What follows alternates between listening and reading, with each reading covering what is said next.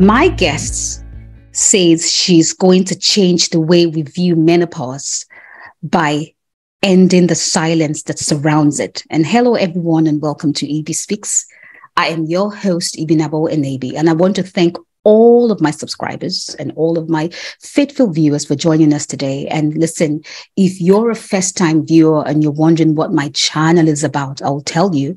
Ibi Speaks is a knowledge-based or information platform that feature experts, thought leaders, and everyday people like you and me who share their stories and their expertise with the purpose of encouraging, motivating, and informing you to make better and intentional decisions for yourself.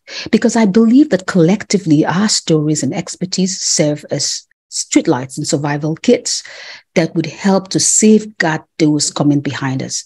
And today on Ibi Speaks, we're talking about tackling menopause and surviving the workplace. And this episode is another installment of my Avoiding the Later Life Crisis series. And to do justice to this conversation is my special guest, Menopause Coach, Catherine O'Keefe. Welcome, Catherine.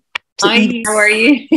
Thanks for having me. So, Catherine, just before we delve into the conversation proper now, would you like to tell us a little bit about yourself? Yeah. So, thanks again for having me. I guess my journey started with my own perimenopause journey. I was a director in investment banking for over 20 years. I was working in the financial area and I hit perimenopause. I was age 44 and I really hadn't, I had a vague idea something was happening with the hormones.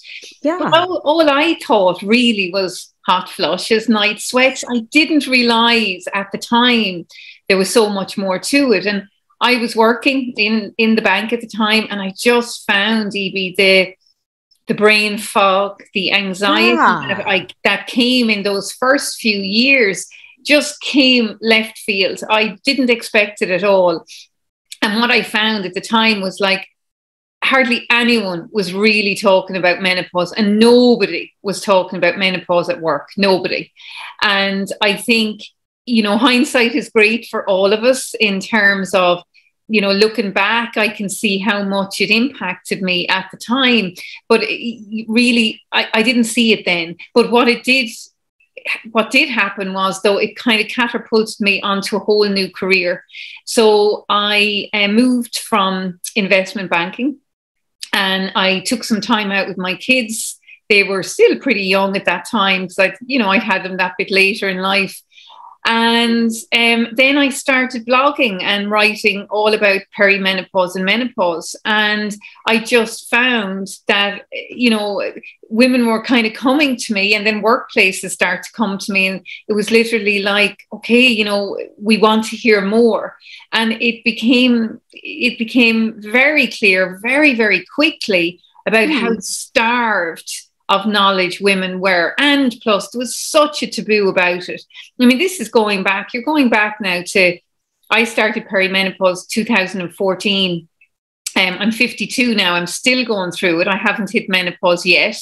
You know, so it's a good few years and I was blogging for a good few years. And then, as I said, started working in workplaces and with women. And it's really been through my own passion and my own experience that's driven me to do what I do. And I think in a way, my career in the financial sector, you know, has really kind of been very good to me because it has put me in a good place that I understand workplaces. You know, my family background would be strongly entrepreneurial and retail. So I get the retail world and I also get the corporate world. So I get the challenges that women face as they're trying to work through menopause. And remember too, Ibi, we're not just working in the workplace, we're working at home. You're juggling, exactly. You know, you're juggling kids. It could be old, aging parents, life, everything. And then you've got this lovely menopause sprinkled on top, you know. I like the way you said you have the lovely menopause sprinkled on top, because really, you know, I don't really have all of those like symptoms of menopause the way you say it, because I knew that, for example, that, okay, my period stopped. it didn't quite stop, but it came and then it left and came and left. I was like, what's happened? Am I pregnant? What's happening to me? And I think in 2020, I had this thing about, I always used to love to eat fruits. I loved nuts. I loved my salads. And all of a sudden, I couldn't. I felt bloated. I felt I was passing gas. Everything was, what is happening here? And then we had to go to the hospital. And then they did an endoscopy and all sorts of things. I'm like, what is wrong with me? And then it occurred to me, it could be the menopause. But anyways, like you said, like when the perimenopause hit you like a ton of bricks, like you had no idea what you were going through. And so much so that a lot of women, do not have the idea of what they're going through. So do you mind just telling us or taking us through the timelines? Yeah.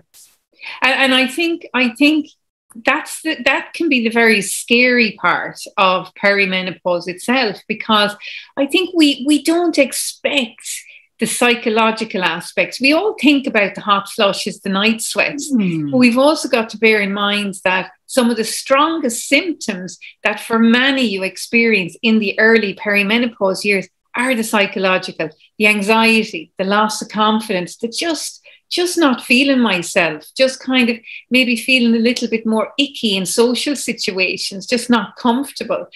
But if we look at it, those psychological symptoms for many women start to come in the early perimenopause years. And when I look at the timeline of menopause, now, I'm going to give averages here, Ibi, but really important. Just don't get hung up on average. I'm not falling into the average guidelines, and it will differ too based on your ethnic background as well. But if you just go on kind of the general, the average age of perimenopause is 45. Now, I started at 44. I've met many women who start kind of a little bit earlier than 45.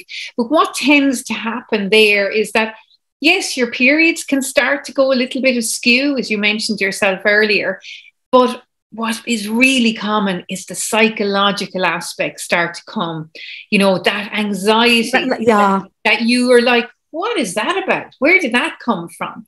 Yeah. All of a sudden, it's things like that you're not expecting. And I find the majority of women, what they say is kind of like, oh God, what's wrong with me?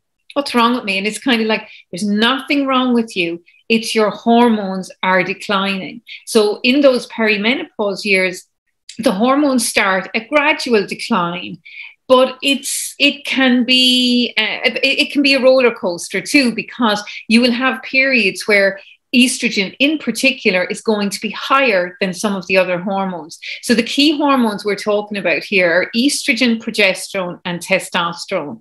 And you find that it's progesterone that starts that decline in the early perimenopause years. And that's where you get the psychological, and that's why the sleep becomes impacted and, all of those things. As you get closer to menopause itself, the average age of menopause is 51.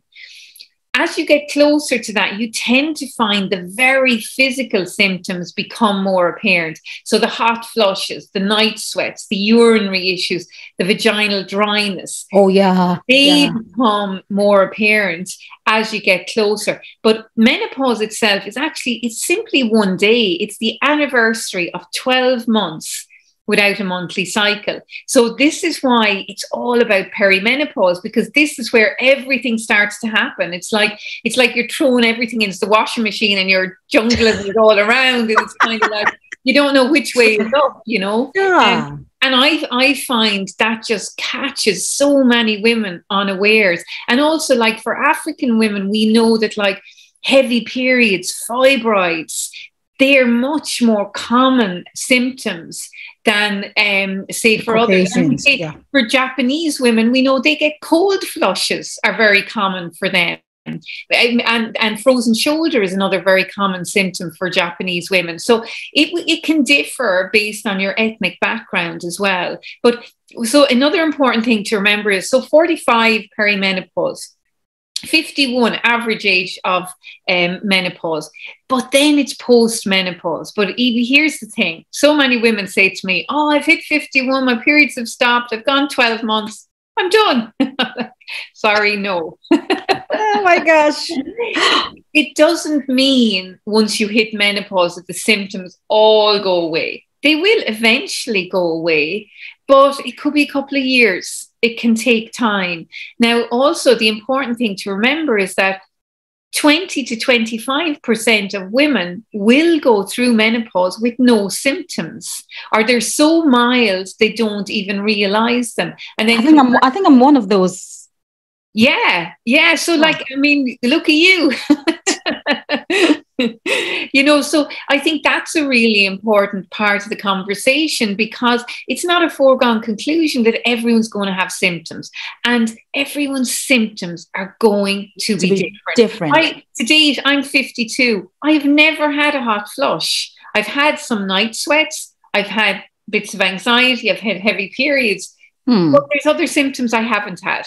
So it's very, very individual in terms of how your body is going to respond to these three key hormones, estrogen, progesterone, and testosterone, as they decline and fluctuate. And that will differ too over the timeline, because how your body reacts at 44, 45 versus how it reacts at 52, 53. That would be different. So then what are some of the most severe symptoms? Yeah.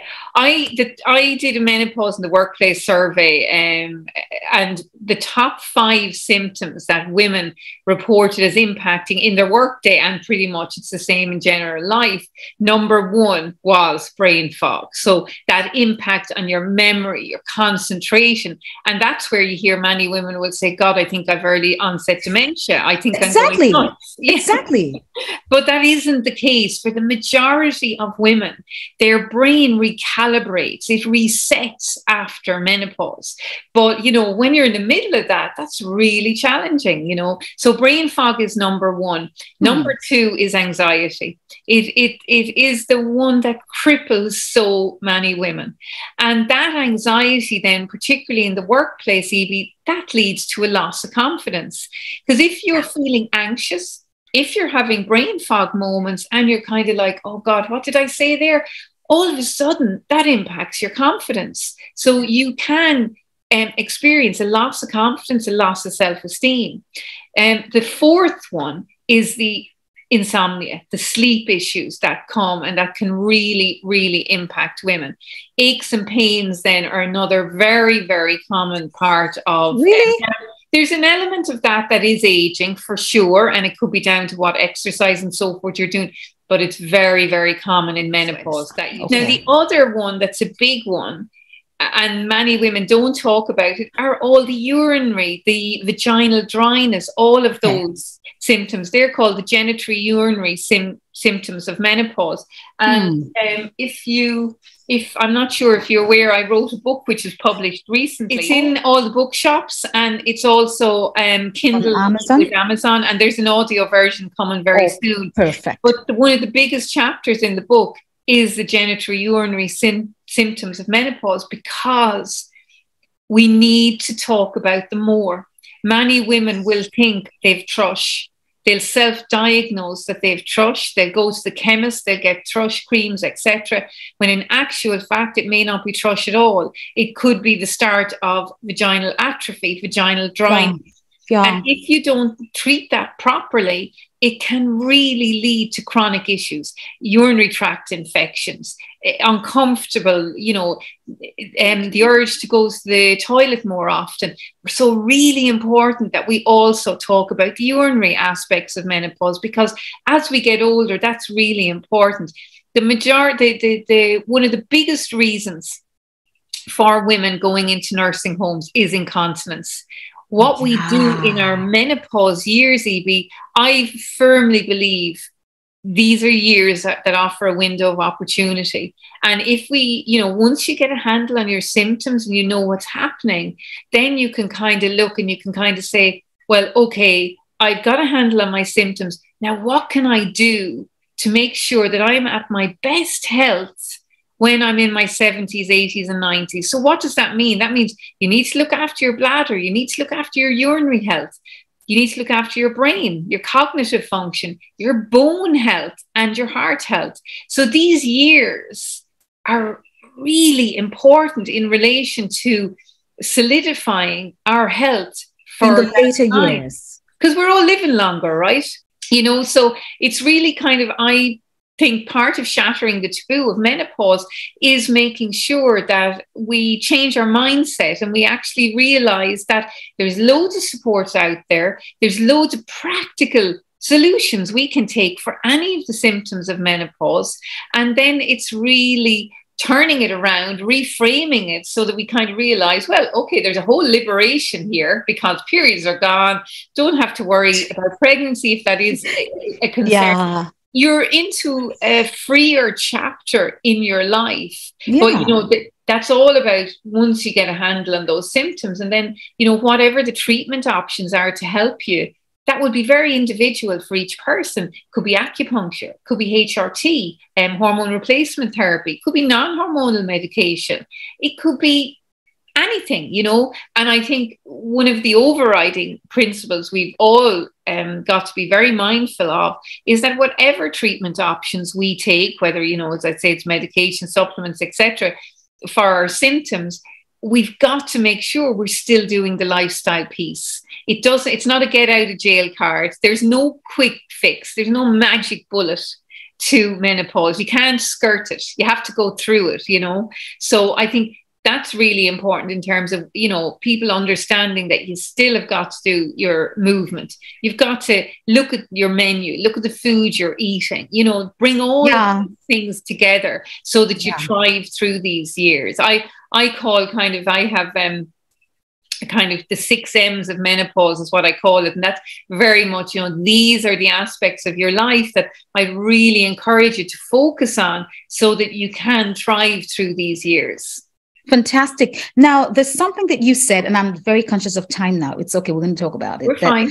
There's something that you said that really just rang a bell to me, that the way we look after ourselves in terms of, because you're very big on the vaginal atrophy and all the urinals, you said. The urinary symptoms. The urinary symptoms, those then, if we don't look after those aspects on our menopause, right, that then it could now affect us in our later lives. For me, that is so huge. So then how would I know that the thrush that I'm experiencing or the atrophy I'm experiencing is menopausal and not just because I'm prone to, I have a very sensitive, so if I think about the dirty toilet, I begin to react. If I think about this, I begin to react. So how would I know then that this is associated with menopause?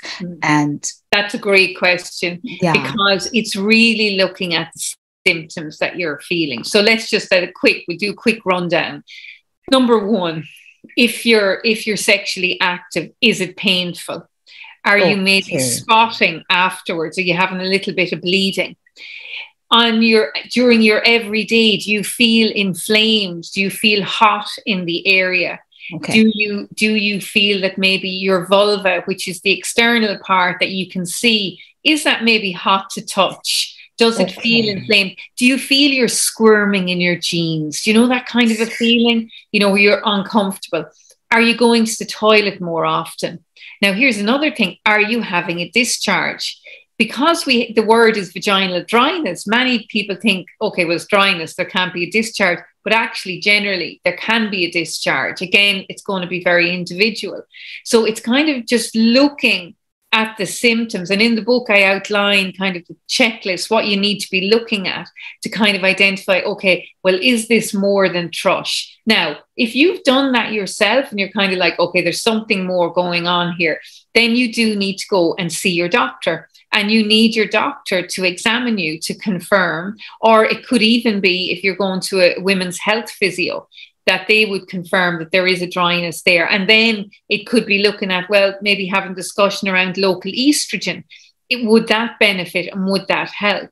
So it's really kind of looking at all of those symptoms. One of the big alarm bells tends to be painful sex. Now, the other one would be that you're going to the toilet more frequently. That's the we. Is it the number 1 or number 2? Number 1, that you're going more frequently. Okay. Yeah, and that's another kind of indicator, that there's something quite not right. If you think about it, right? So internally, our pelvic area is hugely hormonal dependent, right? Loves hormones. So as estrogen in particular starts to decline, like just think, look how plump your cheeks are, my cheeks are, right? Yeah. Now, the vaginal walls should be plump. They should be elastic. They should be flexible. But as estrogen declines, we lose that elasticity. So that is what causes the dryness. So that's why local estrogen can really change the symptoms for many, many women. But the key is understanding what is going on. And that's where it is imperative that you have a good doctor on board with you. And the other thing is, Ibi, it's imperative that you push for the right care.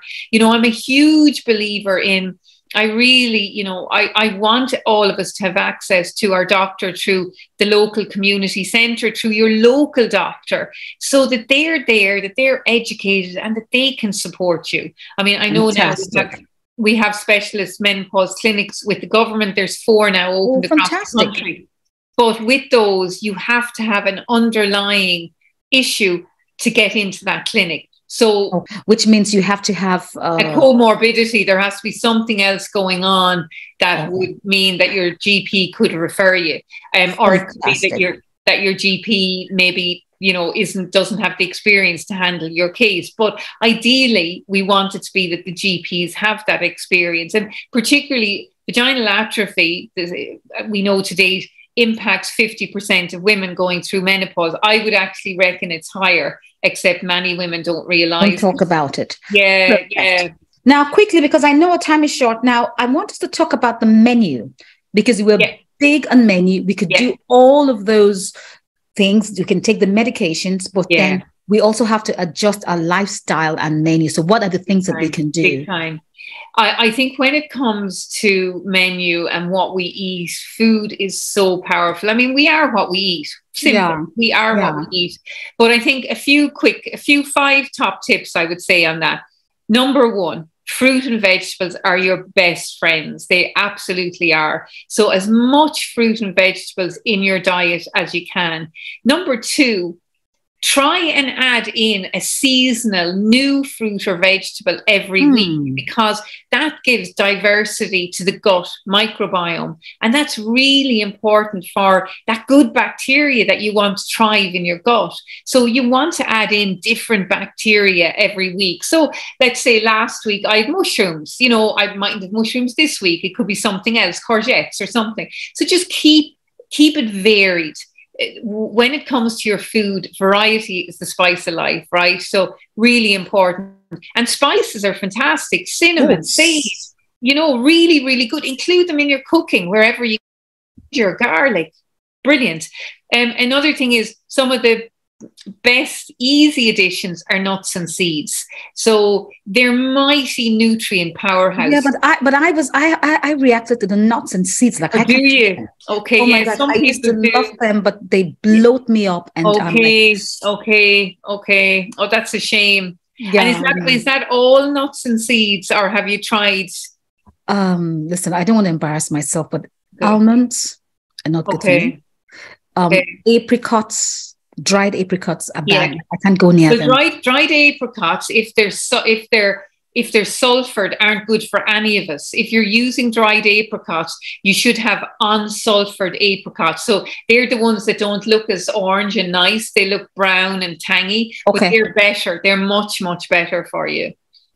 Even just the walnuts themselves are not working for me as well. But I have to try them again. So I wonder, what I would say, the 3 best seeds to include are pumpkin seeds, chia seeds, and flax seeds. They're the 3 best ones. So you could even see if you could try the milled, and how milled would go with you. Linwoods do really good a milled mix of those seeds. But they're fantastic. And one thing with the seeds, make sure once you open them, you always store them in the fridge. You have to store your seeds in the fridge. So that would be the 4th thing. And the fifth thing, which I find every single day I talk to someone who maybe is not getting this one right, is water. Because I do. I take water, yeah.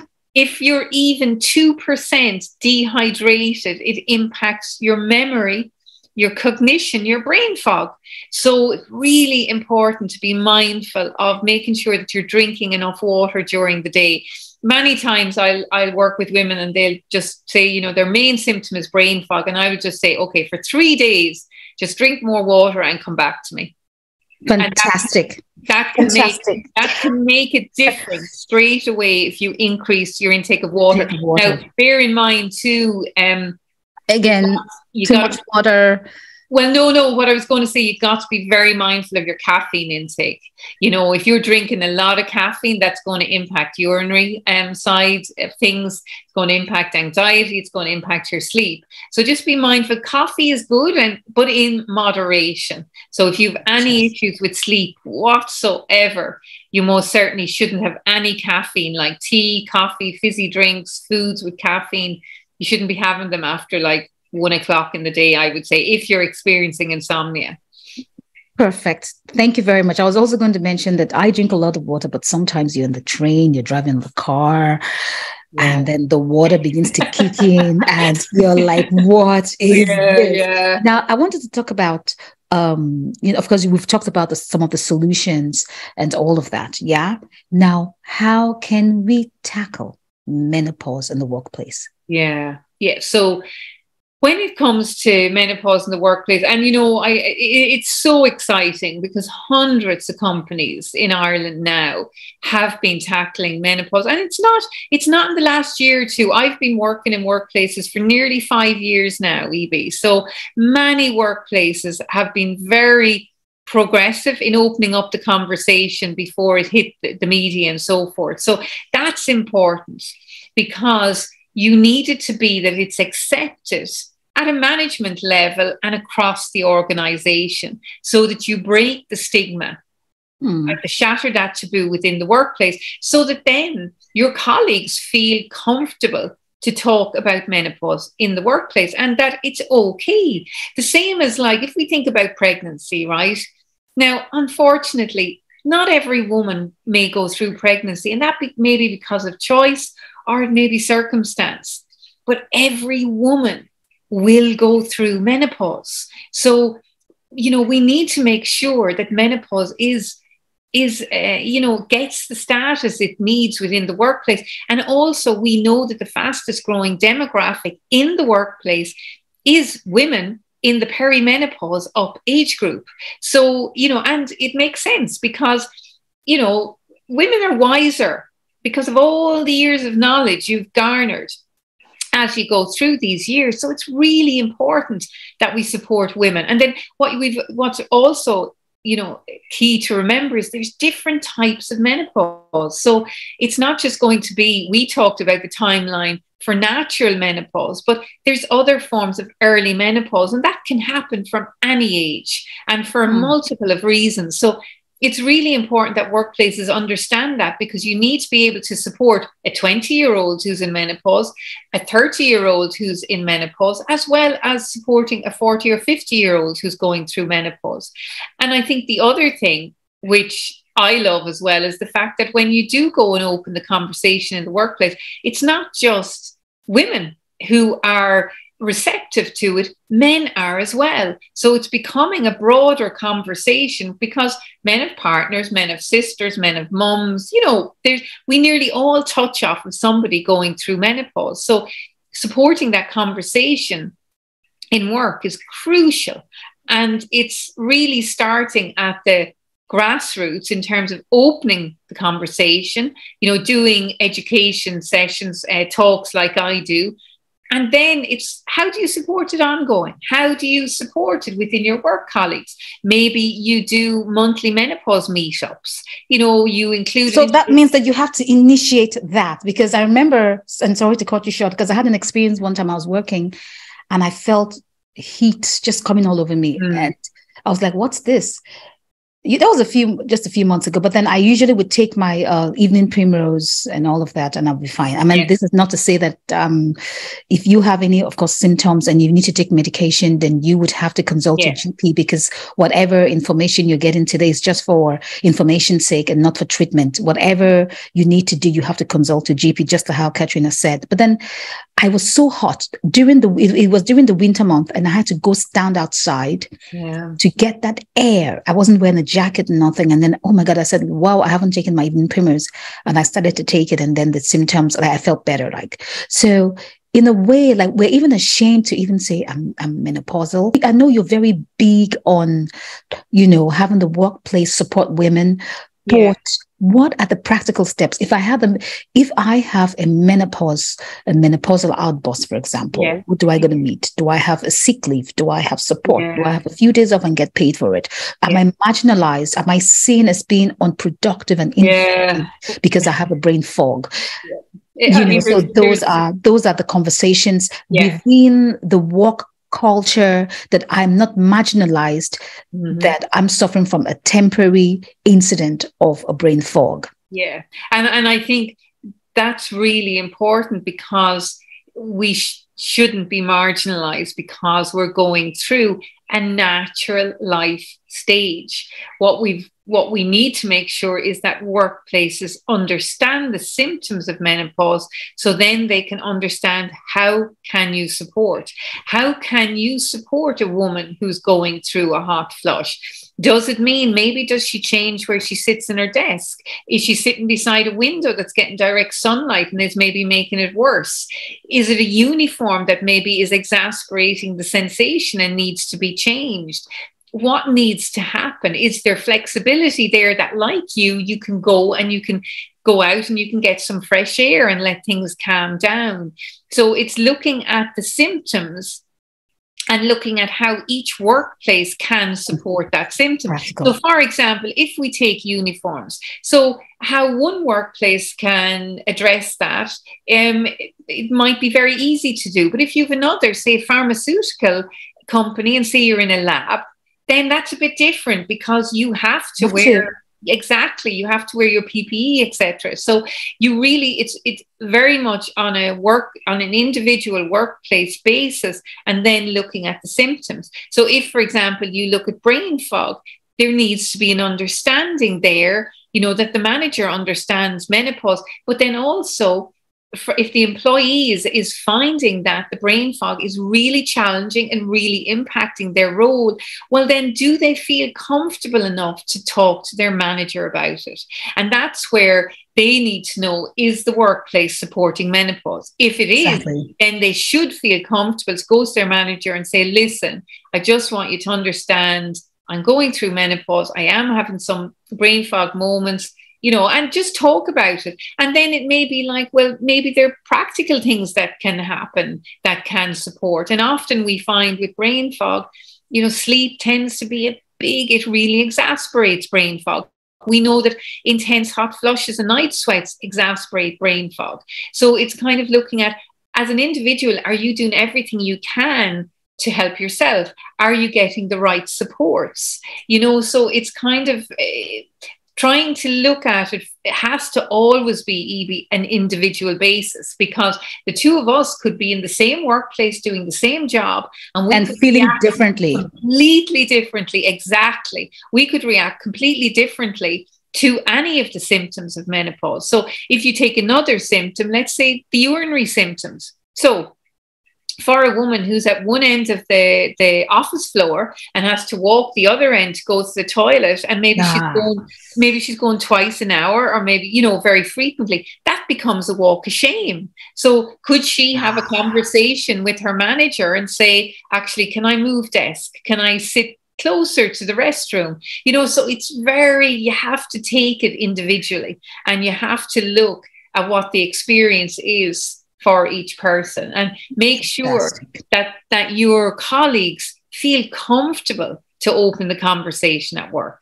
Fantastic. Now I have just a few more minutes. I just want to ask you, Catherine, I know that the time frame we have today cannot do justice to this conversation. I It's mean, very complex. it is a very complex thing. And assuming there's a woman here who is experiencing everything that you've said, and there's a workplace that is saying, oh my gosh, like Catherine is making a lot of sense. We want to have a conversation with her. Now, this is not to say that I'm trying to sell you, but I'm just giving, this is just what it is. How can we reach you?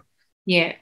Through my website is the best way, wellnesswarrior.ie. And all my details are there, and you know the work that I do in workplaces. And you can just drop me an email through the website, or my email address is Catherine@wellnesswarrior.ie. Fantastic. Thank you, Catherine. And listen, guys, I hope that you enjoyed the conversation about tackling menopause and surviving the workplace. And listen, if you haven't subscribed to my YouTube channel, please subscribe. It's Ibinabo Enabi. And you can follow me on my social media handles, Ibinabo Enabi on LinkedIn, Ibinabo Enabi on Facebook, and Ibinabo Enabi on Instagram and on TikTok as well. So guys, thank you very much. And I'll see you next time. And Catherine, thank you. Bye. Thank and you. I'll talk to you again. Take care. You. Bye, everybody. Mwah, mwah, mwah, mwah, mwah. Okay, that's it. You're brilliant. You're great.